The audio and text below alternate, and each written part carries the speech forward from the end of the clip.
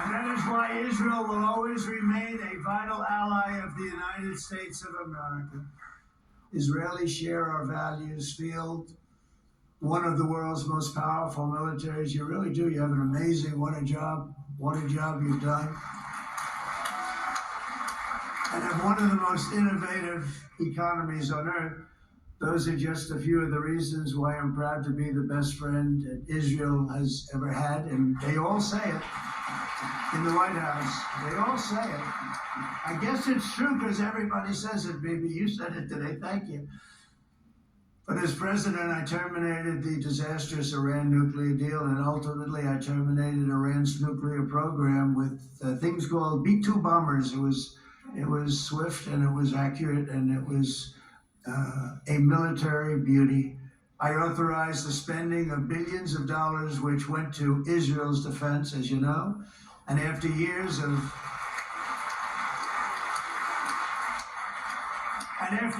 broken promises from many other American presidents, you know that, they kept promising. I never understood it until I got there. There was a lot of pressure put on these presidents. It was put on me too, but I didn't yield to the pressure. But every president for decades said, we're going to do it. The difference is I kept my promise and officially recognized the capital of Israel and moved the American embassy to Jerusalem.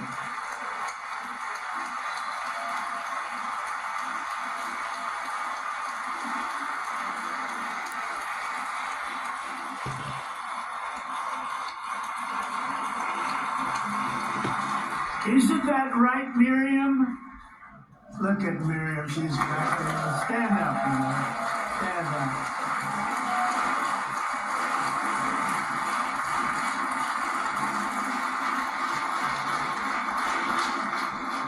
Miriam and Sheldon would come into the office. They'd call me. He'd call me. I think they had more trips to the White House than anybody else I can think of. Look at her sitting there so innocently. She got 60 billion in the bank, 60 billion. And I think she's saying no more. And she loves Israel, but she loves it. And they would come in, and her husband was a very aggressive man, but I loved him. He was a very aggressive, very supportive of me. And he'd call up, can I come over and see you? I say, Sheldon, I'm the president of the United States. It doesn't work that way. He'd come in with the... But they were very responsible for so much, including getting me thinking about Golan Heights, which is probably one of the greatest things that ever happened.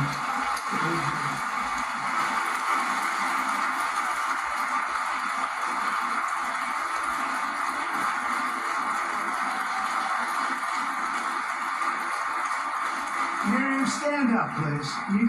She really is. I mean, she loves this country.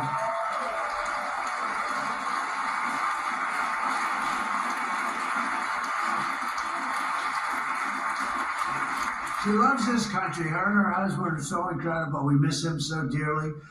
But I actually asked her, I'm going to get her in trouble with this, but I actually asked her once, I said, so Miriam, I know you love Israel. What do you love more, the United States or Israel? She refused to answer. That might mean Israel, I must say. We love you. Thank you, darling, for being here. That's a great honor. Great honor. She's a wonderful woman. She is a great woman. I've always stood for the people of this community, and I always will. I'll always be with you. I'm always going to be with you. I guess maybe something could happen that changed my mind. Somebody that's really stupid gets into office and wants to do really bad things, but that's about it. We don't think we're going to have that happen. I hope we're not going to have that happen. And this man is a good man right here. These two men are good men right here.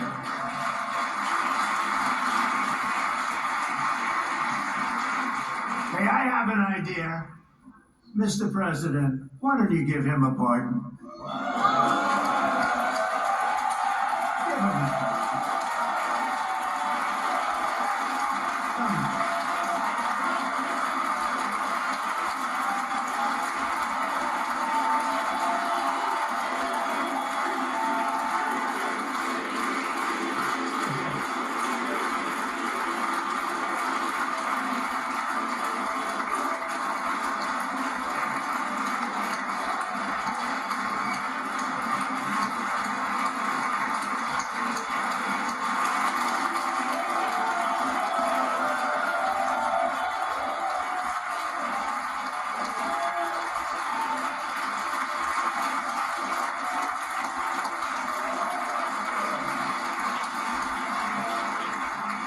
the way, that was not in the speech, as you probably know. But I happen to like this gentleman right over here, and it just seems to make so much sense. You know, whether we like it or not, this has been one of the greatest wartime presidents. This has been one of the greatest wartime presidents. And cigars and champagne, who the hell cares about it?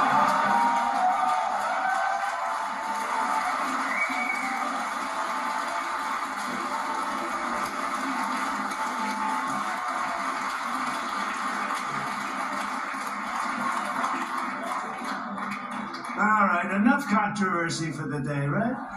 It's actually, I don't think it's very controversial. So, you know, I see so popular. You are a very popular man. You know why? Because you know how to win.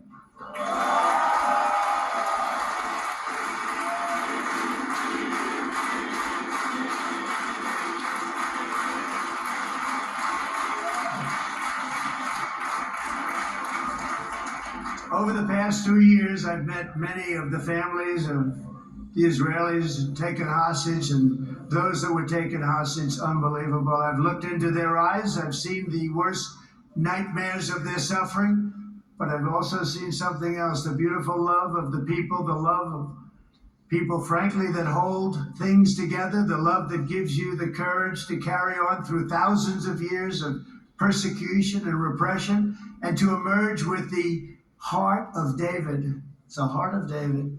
It's that love that's defeated the enemies of civilization, built this incredible country and this unbelievable economy, and forged one of the great democracies of the world. That is why it's a true honor to stand here today and address this assembly in your ancient and eternal now capital, Jerusalem. I'm proud to have helped in that regard. This city and this nation stand as living proof that a much brighter future for this entire region is truly within our grasp. For thousands of years, Jerusalem has been a home to Christians, Jews, Muslims, and people of all ethnicities and creeds. This is the holy center of the world's three great Abrahamic faiths. I like that too. Adorned, it's the first time I've seen that word in a while. Adorned with their sacred sites and alive with their pilgrims and visitors from every corner of the globe. But here between the Western Wall, the Temple Mount, and the hill called Calvary, people of every faith and background live, work, pray, serve, and raise their families side by side, and they do it with love. This example is just one of the modern miracles that Israel has given to the world. And just in closing, the leaders in this chamber know better than anyone else the challenges of this harmony, and it's been easily won. No, it hasn't. It has not been. It's been so tough, but it has been, some say, a miracle. What you've done is a miracle. Look at your size. Look at your chances when it all started. And you know, if you think about it, you are safer today, stronger today, and more respected today than at any time in the history of Israel. Think of it. People used to say it wouldn't exist. They don't say that anymore, do they? Yet if safety, security, and coexistence can thrive here in the winding alleys and ancient paths of Jerusalem, then surely peace and respect can flourish among the nations of the broader Middle East. The God who once dwelled among his people in this city still calls us, in the words of Scripture, the turn from evil and do good, to seek peace and pursue it. So he still whispers truth into the hills and knolls and valleys of his magnificent creation, and he still writes hope into the hearts of his children all over the world. And that is why even after 3,000 years of pain and conflict, the people of Israel have never given up from the threats of Zionism, from all sorts of threats. You want the promise of Zion. You want the promise of success and hope and love and God. And the people of America have never lost faith in the promise of a great and blessed future for all of us. From the very first day that modern Israel was founded, we have stood together through thick and thin of setbacks and through victory and defeat, through glory and heartache. We have built industries together. We have made discoveries together. We have confronted evil together, and we have waged war together. And perhaps most beautifully of all, we have made peace together. And this week, against all odds, we have done the impossible and brought our hostages home.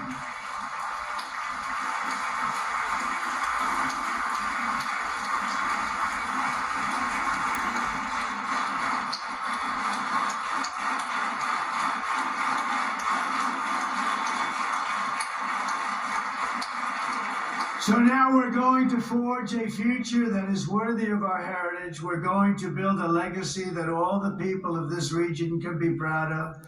New bonds of friendship, cooperation, and commerce will join Tel Aviv to Dubai, Haifa to Beirut, Jerusalem to Damascus, and from Israel to Egypt, from Saudi Arabia to Qatar, from India to Pakistan, from Indonesia to Iraq, from Syria to Bahrain, Turkey to Jordan, the United Arab Emirates to Oman, and Armenia to Azerbaijan, another war that I just settled.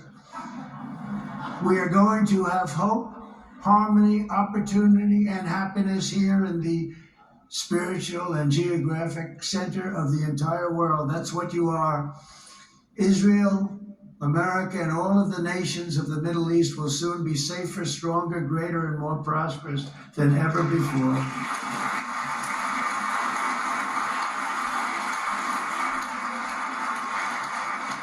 And I want to thank you all once again for this exceptional honor. This has been truly an honor. It's seldom that a president is invited to do this. And I love Israel. I'm with you all the way. You will be bigger, better, stronger, and more loving than ever before. Thank you very much. God bless you. God bless the United States of America. And God bless the Middle East. Thank you, everybody. Good luck.